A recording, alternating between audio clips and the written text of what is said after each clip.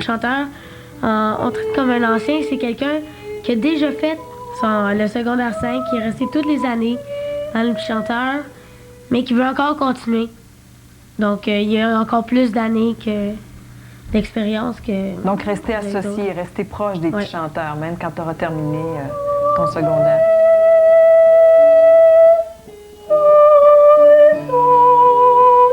Les Petits Chanteurs du Mont-Royal ont été fondés en 1956 par le père Léandre Brault de la congrégation de Sainte-Croix. À l'époque, les jeunes garçons étaient pensionnaires et orphelins. Monsieur Gilles Simon faisait partie de la toute première chorale. Il est aujourd'hui président de l'Association des anciens des Petits Chanteurs du Mont-Royal. À la création. Oh oui. Monsieur Simon, c'est vraiment une magnifique maison. Oui. J'imagine lorsqu'on est un petit garçon puis qu'on vit dans cet environnement qui est absolument superbe, l'espace, la verdure, ça doit être inspirant. Quels souvenirs vous en gardez, vous? Plein de souvenirs. Oui. Plein de souvenirs agréables, des souvenirs extraordinaires.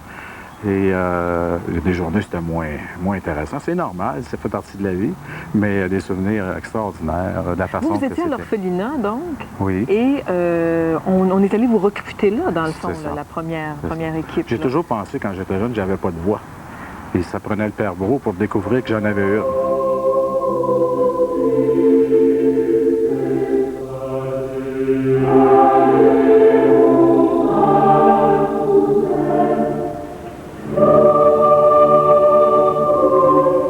Ça, c'était notre résidence Votre au début. résidence.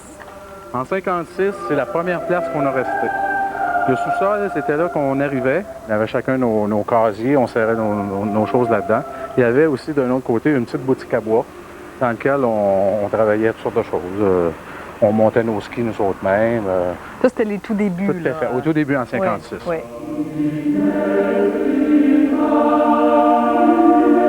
Le deuxième étage, c'était les dortoirs. À l'entrée ici, à droite, on avait la salle de chant et la salle où on étudiait, où on faisait tous nos travaux. Et j'ai vécu une expérience extraordinaire pendant 12 ans de temps. Mais c'est pas tout le monde qui est resté 12 ans. À temps plein ou presque. Moi, j'ai vécu ici, j'ai vécu dans l'autre bâtiment, dans le nouveau, et j'ai vécu aussi dans l'autre.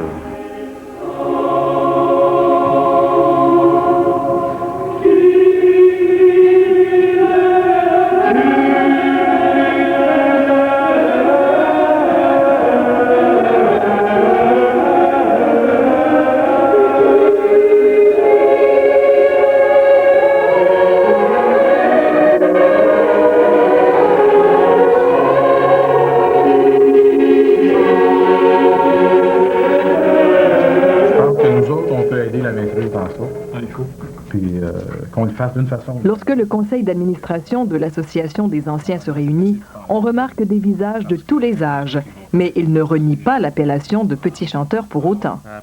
Le nom, on l'incarne. Le nom, on en est fier, on l'aime, mais la notion de petit, ben, ça fait référence au fait qu'on était enfant à l'époque, c'est tout. Alors, c'est pour ça qu'il y a une grande fierté. On peut dire les Petits Chanteurs encore. Il n'y a aucune difficulté à assumer ce nom-là, bien au contraire.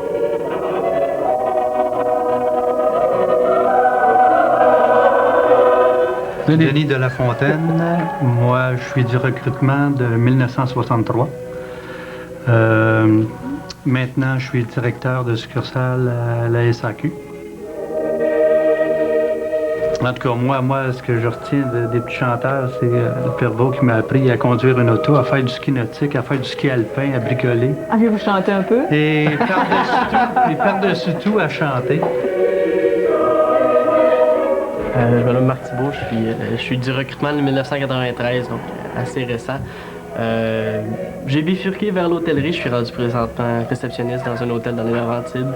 Puis, ce que j'ai retenu d'un peu des Petits Chanteurs, c'est l'entrain à aller chercher le public, puis c'est ce qui m'a fait aussi tourner vers l'hôtellerie, si on veut.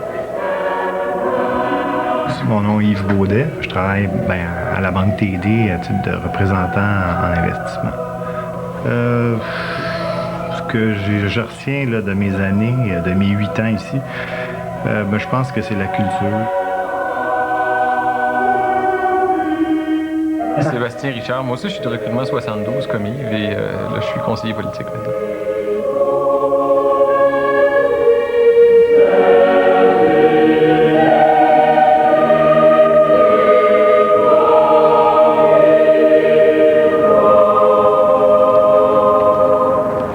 À 89 ans, le frère Ubalde a été témoin des multiples événements qui ont jalonné la vie de l'Oratoire dont il était l'organiste attitré. Il a même côtoyé le fameux frère André. Présent aux côtés des petits chanteurs depuis le début, il a lui-même chanté dans la chorale dès sa fondation. Notre ténor. Il n'y en avait pas d'autre, il fallait bien ça. que ce soit moi. Vous étiez là au tout début aussi, donc? En 56 avec nous Avant autres. que les chanteurs soient là, j'étais là. Il était déjà là. Je suis arrivé à l'Oratoire en 1937. C'est seulement qu'en 1956, si ma mémoire est correcte, là, Oui. que les petits chanteurs ont commencé. Quel était votre rôle, vous? À l'Oratoire, je m'occupais de la musique, je jouais de l'orgue et je chantais les messes le matin, puis les saluts, puis je faisais chanter les pèlerins à tout instant. Tous les pèlerinages, ben ça, c'est le frère Ubalde qui était là. Donc, vous avez accompagné les petits chanteurs. Ah oui, j'ai même participé à la fondation et avec le PR Perrault. Au tout début, j'étais professeur de solfège. On n'était pas nombreux dans le temps. 28. 28, bon. J'étais professeur de solfège. Qui a été votre professeur, donc? Ben oui, ben oui. Ben oui. Solfège. Toi, je t'ai pas enseigné la flûte à Ben oui, bec, la flûte à bec, j'en ai 2 encore chez nous. Ouais, flûte à bec, imaginez-vous. Je ne connaissais pas beaucoup plus long qu'eux autres. Mais je pratiquais un peu avant qu'ils arrivent. C'est ça qui arrivait.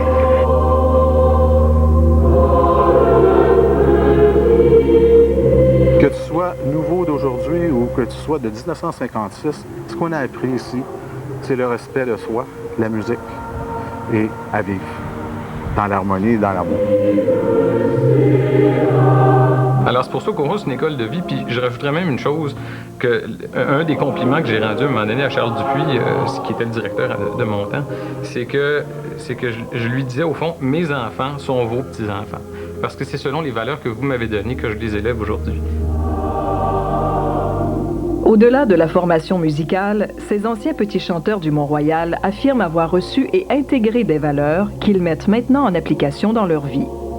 Je ne vais pas être trop nostalgique, mais ça donne un sens à une vie. Assez rapidement, lorsqu'on apprend à faire partie d'une institution qui a une réputation et qu'on nous donne un petit peu l'obligation d'être à la hauteur de cette réputation-là, qui a été bâtie par des gens qui étaient là avant nous et qui, nous, ensuite, l'avons léguée à d'autres qui sont passés après nous, ça donne un niveau de responsabilité. On nous a montré être des professionnels, mais comme on est des chanteurs, on ne peut pas se cacher. Quand on le fait bien. Parce que si on le fait pas bien, ça paraît tout de suite et tout le monde le sait. Et de toute façon, on avait les gars en avant, que ce soit le Père Beau ou Charlot, qui se chargeaient volontiers de nous le dire quand c'était pas bien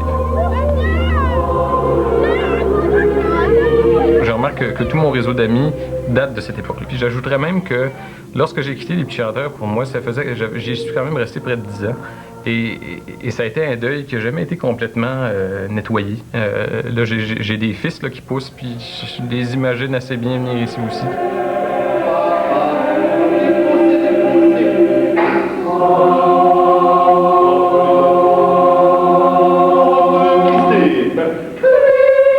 Vous, est-ce que la musique est encore très présente dans votre vie? Très présente. J'ai fait une carrière, pratiquement une carrière identique en comptabilité et en musique pendant 30 ans. J'ai fait des chœurs, j'ai chanté dans des chœurs, j'ai chanté chanté pour des opéras, j'ai chanté à tous les domaines, dans tous les styles. J'ai dirigé des chœurs, il n'y a pas grand-chose que j'ai pas fait en musique. Ça a été ma vie.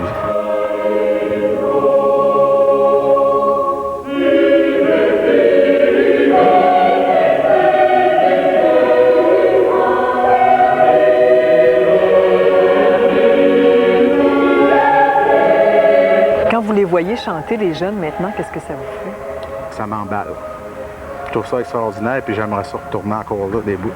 Je le fais encore, je chante dans plusieurs chœurs, mais c'est spécial. Les petits chanteurs du Mont-Royal, c'est les petits chanteurs du Mont-Royal. Puis on reste toujours, dans le fond, un petit chanteur du On Mont-Royal. reste toujours un petit chanteur du Mont-Royal, on ne peut pas devenir autre chose.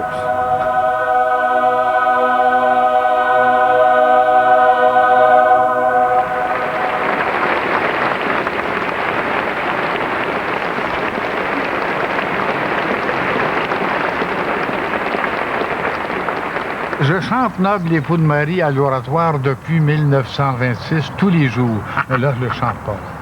Et c'est tout simplement ceci. noble époux de Marie, digne objet de nos chants, notre cœur t'en supplie, veille sur tes enfants, veille, veille sur tes enfants, veille, veille sur tes enfants.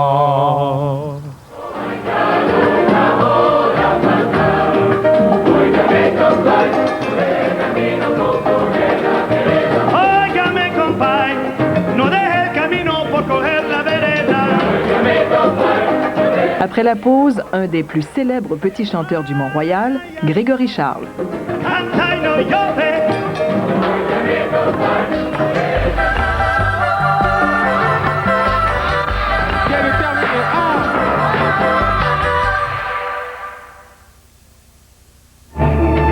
Catherine Lara et son album Aral, révélation instrumentale de l'année.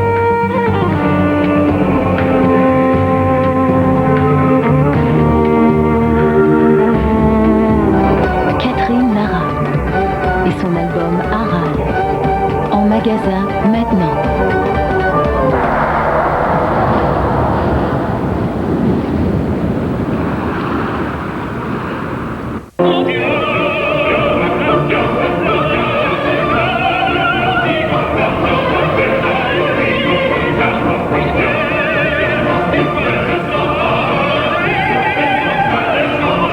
Ce spectacle vous est présenté par les couches Huggies Ultra Trim avec système anti-fuite amélioré.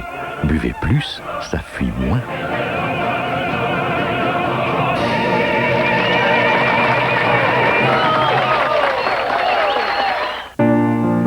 À la clinique Lynn Richard, c'est plus qu'une transformation en beauté.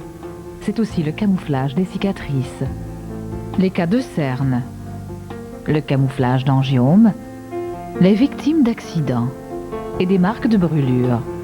C'est également la dépigmentation de la peau, la correction de fissures labiales et la transformation pour les cas de cancer.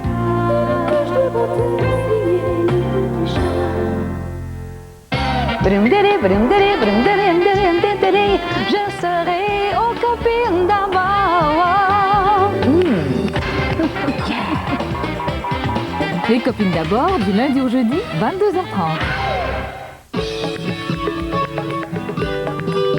Désormais, vous pouvez transformer votre photo préférée en un timbre-poste.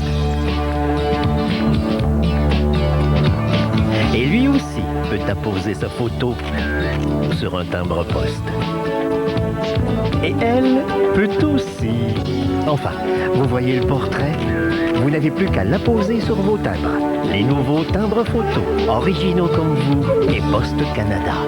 Voici enfin l'aspirateur super puissant.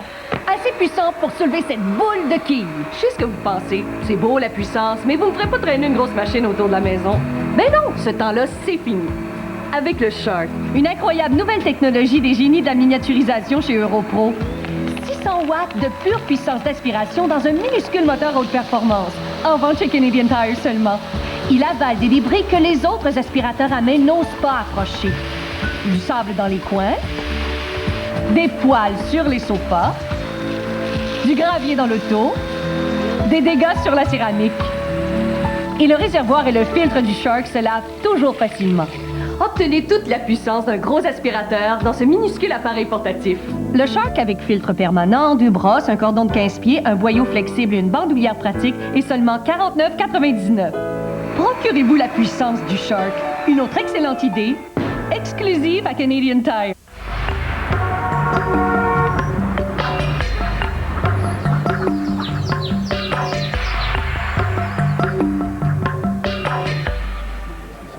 Et 21. Il y en a en vrac? Non. Pas dans la vrac. On va ça d'une fripe et on s'en va. Cool. Ça règle ça. Avec notre milieu, là, ça va être ça ici. Donc, I'm on my way.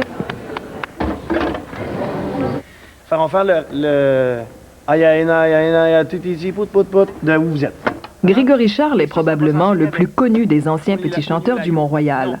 Homme de tous les talents, il dirige notamment sa propre chorale, les Petits Chanteurs de Laval.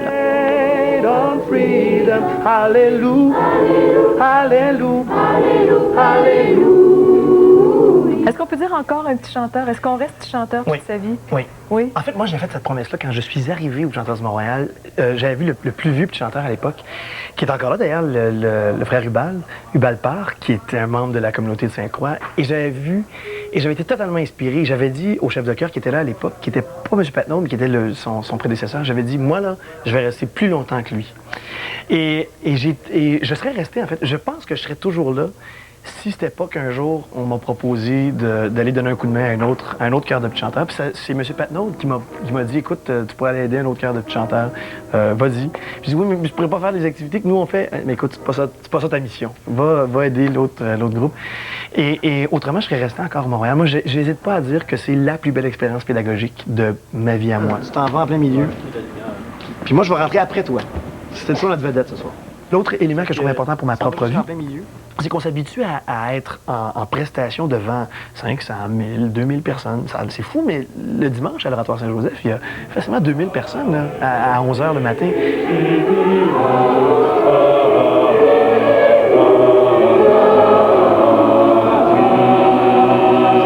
Puis à un moment donné, quand on réussit à faire ça, l'exposé oral devant 25 personnes à l'école, il semble beaucoup moins énervant. Puis, et puis la première prestation devant, je sais pas moi, un futur employeur, ça semble beaucoup moins énervant. Puis moi, dans mon cas, la télévision, il me semblait que ça me semblait beaucoup moins énervant après avoir fait des centaines et des centaines de prestations devant aussi des centaines et des milliers de personnes.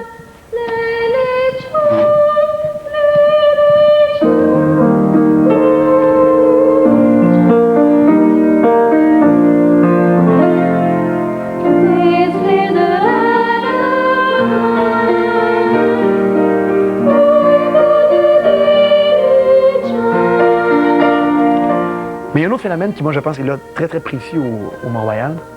C'est le chef. C'est M. Patnaud, pour qui, j'avoue, j'aurais fait absolument n'importe quoi, parce que j'avais l'impression que lui aussi aurait fait n'importe quoi pour notre formation à nous.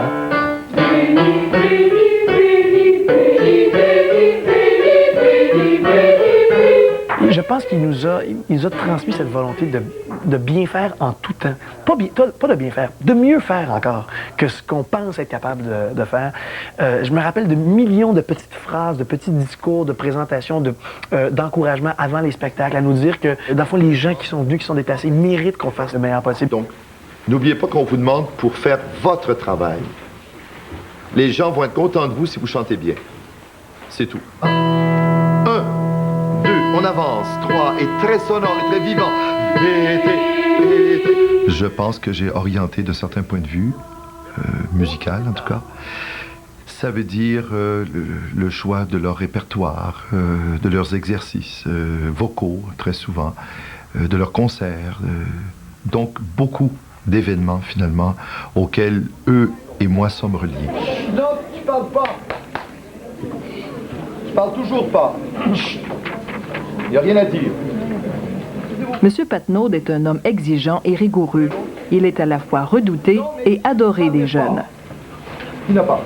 La méthodologie de M. Patnaud, sa discipline, sa volonté qu'on fasse le mieux possible, et aussi le fait qu'il est dur parfois, puis qu'il ne va pas par quatre chemins, puis il ne va pas de main morte non plus. Il dit des affaires assez dures, mais on est capable de le prendre. Si tu n'es pas concentré, M. Laverdière, tu ne peux même pas faire un son juste. Regarde ici, Saint-Claude, j'ai attaqué. Et chez les petits chanteurs, je dirais qu'on est sous le signe de l'urgence. C'est-à-dire que simplement, tous les dimanches, il faut être là, il faut être prêt.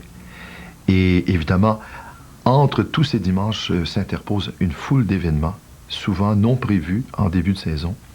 Et il faut, avec les garçons, vraiment faire en sorte que les choses roulent, comme on dit, qu'elles avancent. Êtes-vous dur avec vos enfants, vous aussi, à l'occasion? Moi, je pense que j'ai hérité de beaucoup de choses de M. Patnaud.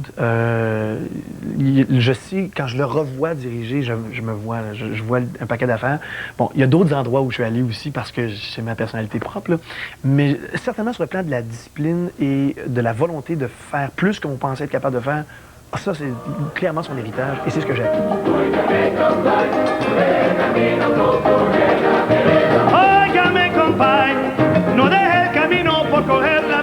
Pour le spectacle de ce soir, Grégory a poussé l'exigence jusqu'à demander à ces jeunes de chanter en espagnol tout en dansant. Pas toujours évident pour des adolescents de se déhancher de la sorte.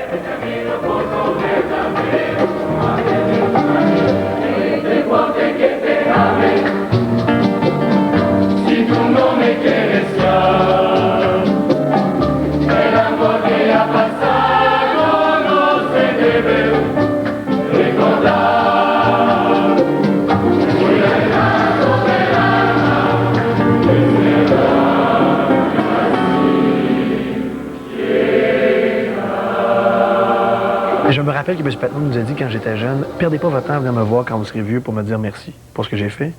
Faites pas ça. Appliquez-vous à faire la même chose pour d'autres. Que ce soit à diriger des chorales ou à coacher des équipes de baseball ou à faire n'importe quoi. Faites la même chose que ce que nous faisons.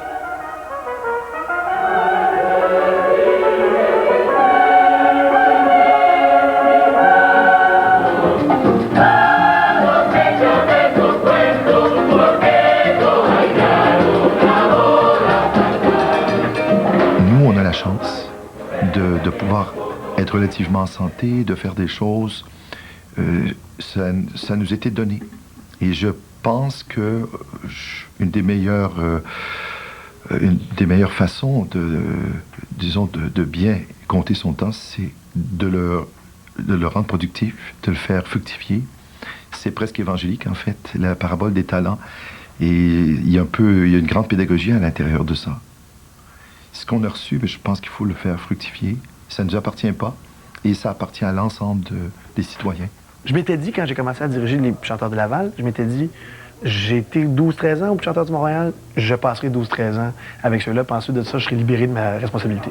Bon, j'ai dépassé un tout petit peu, puis je pense que je vais la dépasser davantage, parce que, outre la charité chrétienne et la volonté de jouer son rôle de citoyen, il y a la satisfaction de voir que, et c'est un peu prétentieux, mais il y a la satisfaction de voir que les jeunes, après 15 ans, sont le résultat de ce que leurs parents ont fait, le résultat de ce que l'école a fait avec eux, de ce que leur environnement a fait avec eux, mais ils sont aussi le résultat de nous. Moi, je les regarde et j'ai la prétention de dire qu'ils sont un peu moi.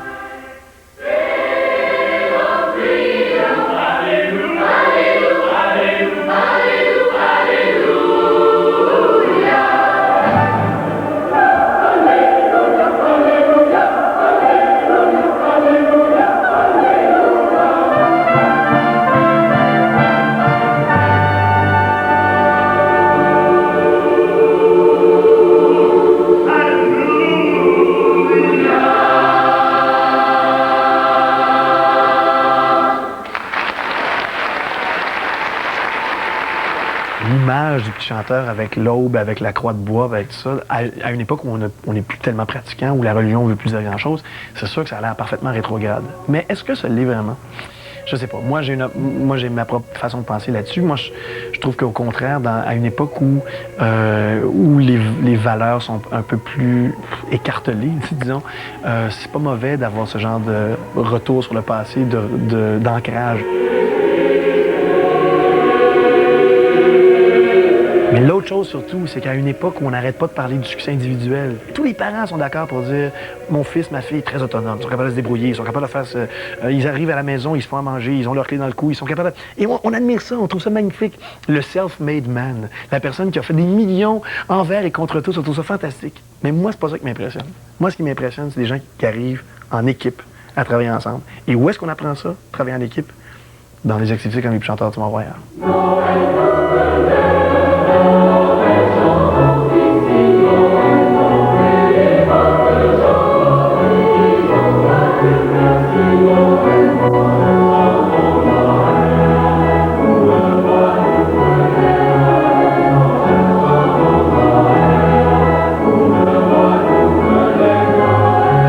D'autres chorales semblables à celles des petits chanteurs du Mont-Royal voient le jour un peu partout au Québec.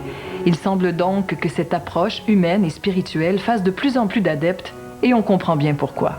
Merci de votre attention et à la prochaine. Pour émettre des commentaires sur notre émission ou nous proposer des sujets, laissez un message dans la boîte vocale du service à l'auditoire du Canal Vie au 514-529-3255. Vous pouvez également nous visiter sur le site Internet de Canal Vie, dont l'adresse apparaît à l'écran.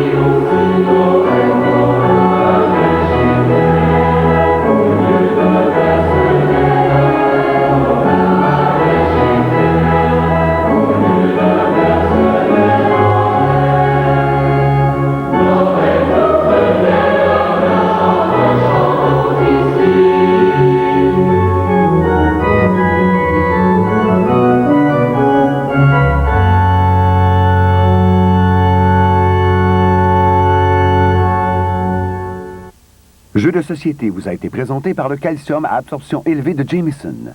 Plus de calcium, plus d'efficacité.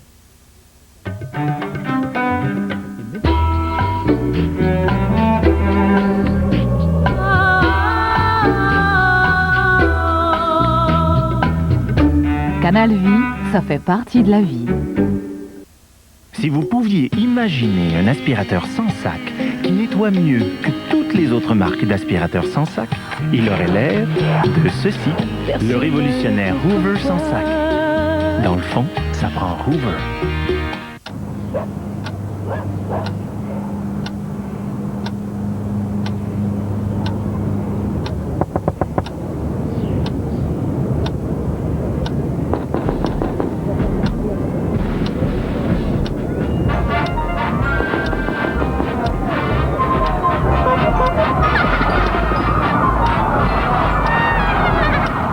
Le nouveau Advil Liquigel vous procure un soulagement rapide et efficace de la migraine. Tout le monde le sait. Quand un homme est malade, il se transforme en gros bébé. Heureusement, il y a les mouchoirs Kleenex. Kleenex Ultra, 3 épaisseurs protectrices qui aident à emprisonner les microbes. Une loi de la physique veut que le seul passager de l'avion qui a la grippe s'assoit toujours à côté de vous. Heureusement, il y a les mouchoirs Kleenex. Kleenex Ultra, 3 épaisseurs protectrices qui aident à emprisonner les microbes. Notre hiver est magnifique, mais il cache aussi de petits imprévus. En plus de la neige et de la glace, il peut même tomber des clous. Voici le nouveau pneu Ice and Snow avec Nail Guard d'Uni Royal. Le pneu d'hiver qui répare ses perforations instantanément et surtout de façon permanente. Obtenez le Ice and Snow avec Nail Guard chez les professionnels du pneu Alliance. Revendeurs de qualité, produits de qualité.